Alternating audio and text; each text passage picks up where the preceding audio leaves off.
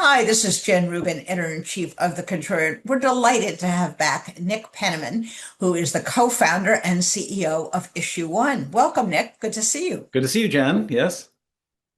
Issue One is at it again. You have come out with a playbook for checking abuse of power, and you have half a dozen recommendations, ideas. Let's go through those. What's number one on your list? Yeah. So the big frame for us is what's on most people's mind, which is that we've got a president who's out of control at this point and is engaged every day in abuses of power. And the Constitution has two remedies for that. One is the courts, and one is Congress. The courts are actively in play every single day. There have been literally hundreds of lawsuits filed against the Trump administration to try to block them, stop them, slow them down, reverse them on various things. I think that right now there's something like 120 cases that are currently in the churn. So there's plenty of judicial activity going on. In fact, I would argue that 90% of the kind of Trump opposition energy has gone into judicial activity. In the meantime, Congress is the other lever, right? Like that's the other lever that the Constitution gives us to pull when you have an out of control executive. And in fact, it's the first one that the founders expected to be pulled, which is why Congress is Article 1 of the Constitution. Exactly. They thought that 535 people should be governing the country, not one person. The president, in the Constitution is set up more or less like an errand boy for Congress. Congress establishes the budget, establishes the laws, decides when wars can be declared and other things, and then the Congress follows those instructions to the best of his or her ability and get stuff done. And then Congress is supposed to oversee, of course, the president and the executive branch as they do those things to make sure that they're getting the instructions right. But that's the way the Constitution thinks of the president. And of course, in Exactly. this case, we've got it flipped, where the president believes that he's making all the decisions and Congress is either irrelevant or Congress just needs to catch up with him and support him. So Absolutely. we've seen And an absolute photo negative of what the Constitution puts absolutely. forth. And in fairness, Congress has been doing this for a while, ceding more and more power. What is different now is you have a president who isn't even trying to abide by the law, trying to maintain the separation of powers. So you see things like rescission being used willy-nilly. You see him going in to invade another country without so much as discussing it with at least the Democrats in Congress. What can be done to wake the Republicans up? We go through this a lot here at the Contrarian. What kind of pressure? Is it pressure from their constituents on the ground? What's going to get them to wake up? Yeah, well, let me quickly rattle off because you asked me what's in the playbook, and then let's talk about what it's going to take to get Republicans to adhere to the playbook. So there are six provisions in the playbook, and anyone who's watching this can play along. Go to checktheexec.org/playbook, checktheexec.org/playbook. And by the way, we worked with a bunch of conservative and independent and really interesting groups on developing this. So it's not just our take; it's an ecumenical bipartisan take. So number one is to reassert that Congress has the power of the purse, right? That's Article 1, Section 9 of the Constitution. Number two, restore trade authority to Congress, Article 1, Section 8 of the Constitution. Number three, reassert that Congress has war powers and not the president, Article 1, Section 8, again of the Constitution. Number four, limit domestic troop deployment, which is basically gets to the question of the Insurrection Act. And that's Article 1, also Section 8 of the Constitution. Remember, each one of these is Article 1, right? These, again, are powers that are supposed to be given to Congress, not to the president. Check emergency powers because Trump is always ready to try to declare some state of emergency so that because once he does, he is handed a bunch of powers that he normally wouldn't have. Article 1, Section 8 also. And then election protection, reasserting that the states have the right to run the elections, not Kristi Noem. And that's Article 1, Section 4. So, the the we've got fixes for each of these, and we can go through them about, what we would want done to reassert these. But yes, the big question is, how do you get Republicans in play? And the answer is we the people. I mean, I hate to be such a constitutionalist today, but we the people are the ones who have got to point our energy, our fears, our anxiety, our disgust with what's going on at members of Congress and put pressure on them to act. I know that And sounds it's simple or simplistic, but that's what we've got. And whether that comes in the so. form of protest or letter writing or doing a constituent visit to your member of Congress or occupying their office or giving them money to encourage them to do the right thing, whatever you can do is what needs to be done right now. Because unless Congress steps up to the plate, we're not going to get out of this.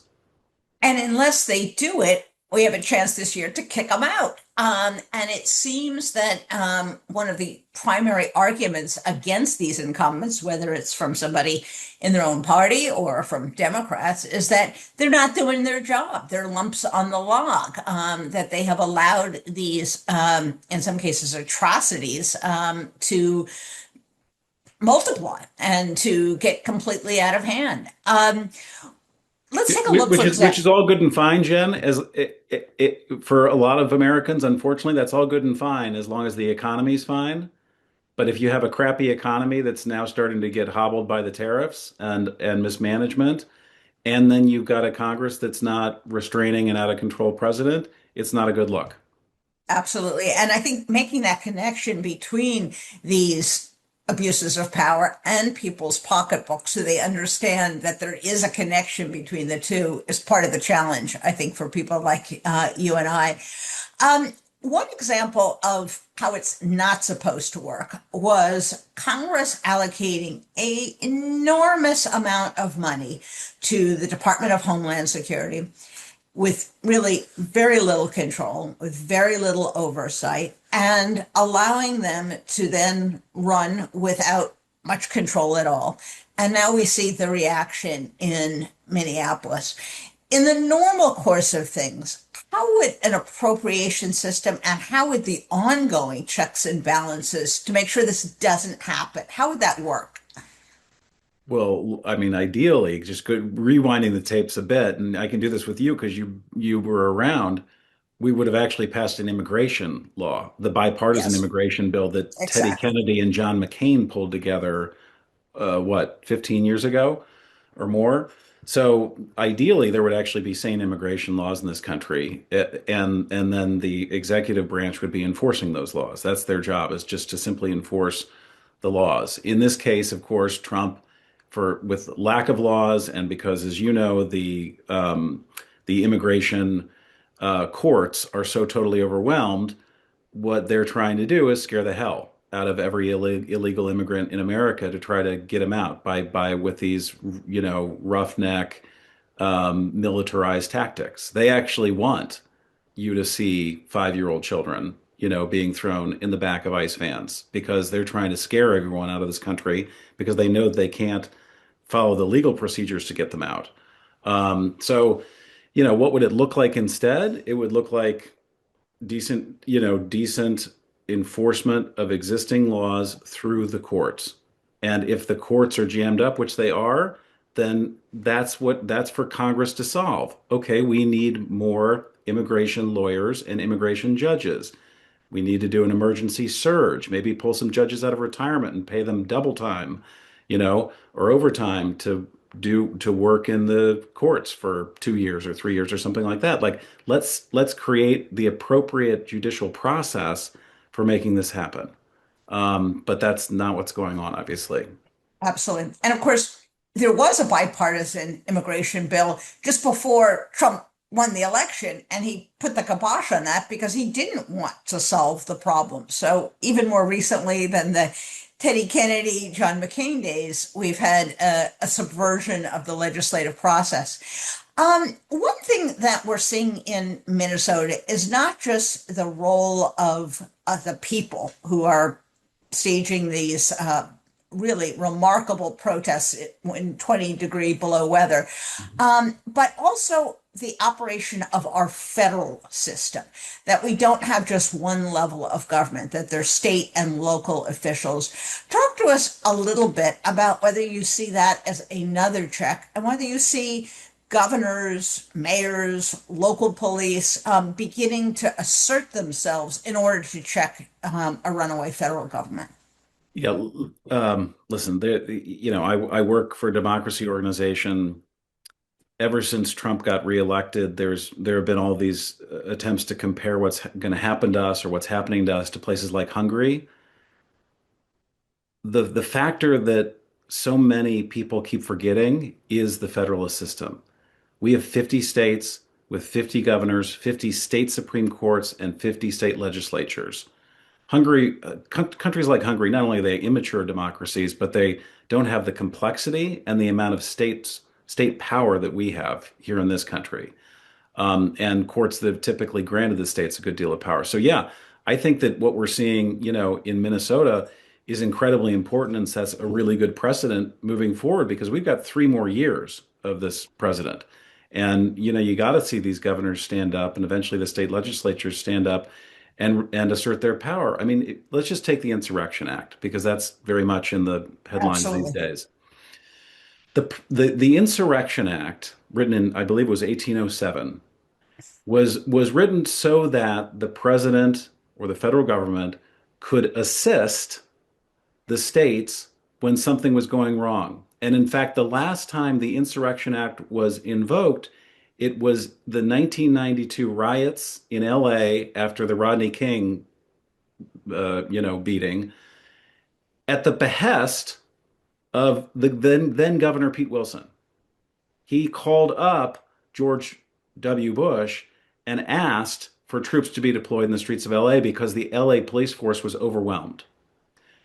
When was it deployed before that, the Insurrection Act?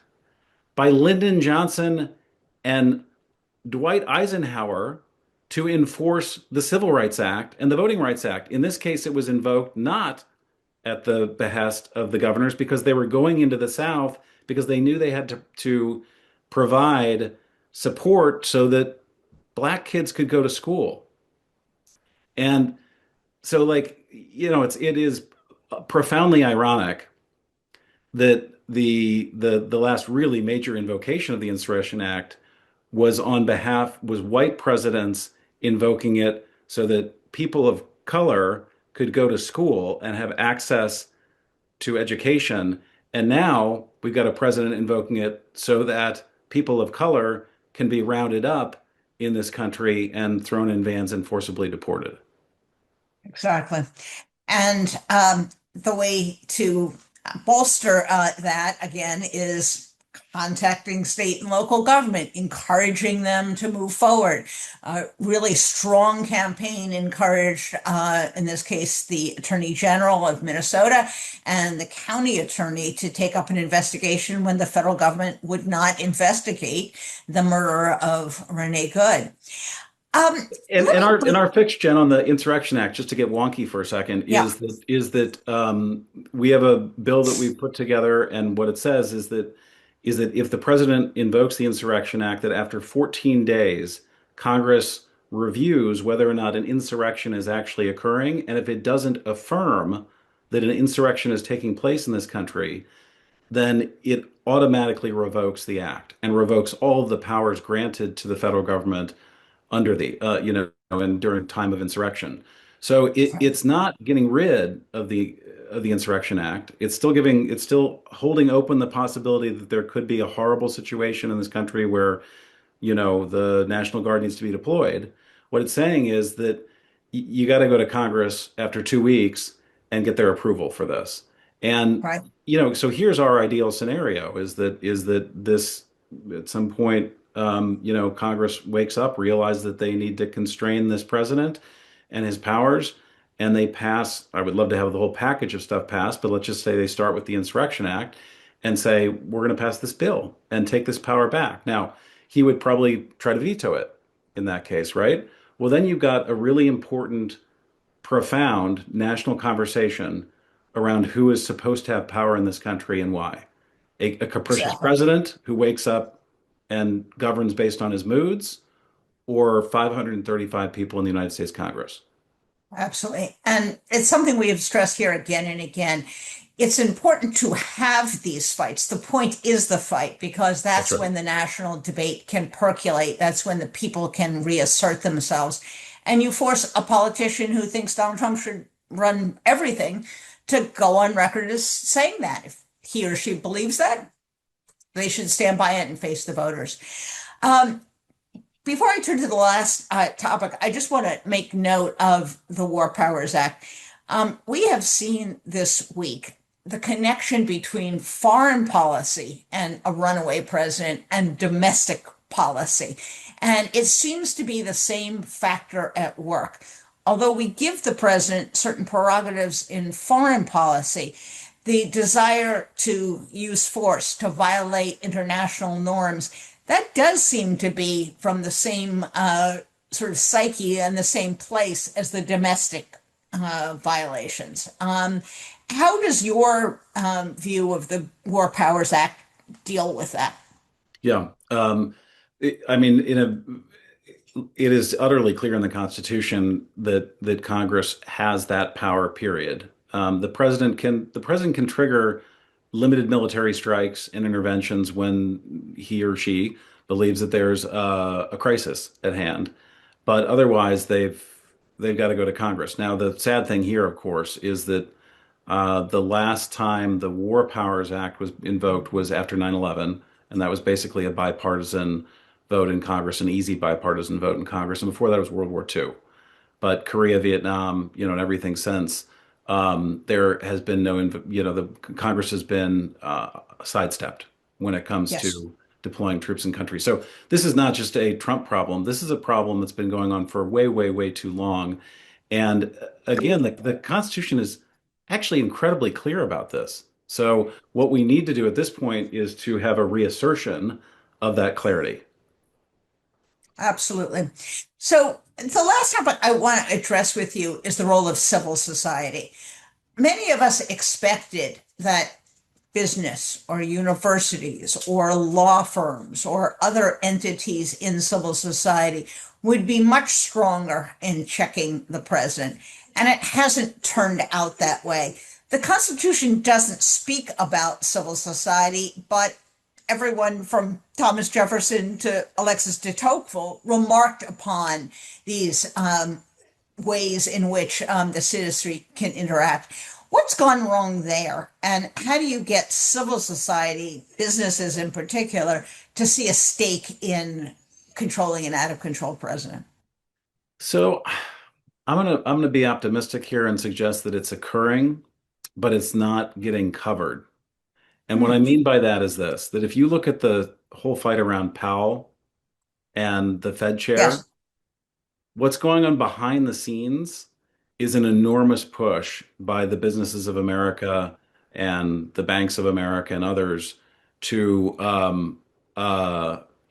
try to make sure that the president stops screwing with the Fed, and so the Fed stays independent. Now, are they going to run, a political campaign in the way that the Sierra Club would run a political campaign around climate change? No. But is there a lot of stuff going on behind the scenes? Yes. Are they afraid of sticking their necks out publicly? Yes, absolutely. So I do think that there's actually a decent amount of organizing behind the scenes. We're pulling together an alliance right now at my organization, Issue One. You all can check it out, issue1.org. Um, that is fascinating and has a whole lot of incredible spectrum of players. I can't tell you all about it right now, but I can tell you that it's not an all of society, but it's a much of society effort represented in this alliance of people saying that they want to talk, they want to collaborate and coordinate and think about what pushback and non-compliance looks like. So it's happening, but yeah, I think right out of the box, when Trump came out of the box and he smashed the law firms in the face and then the universities, way too many of them folded, and it was absolutely. really disappointing. But I think as this goes on, we're going to see more people standing up and pushing back. And legacy media outlets, of course, among the worst of the offenders.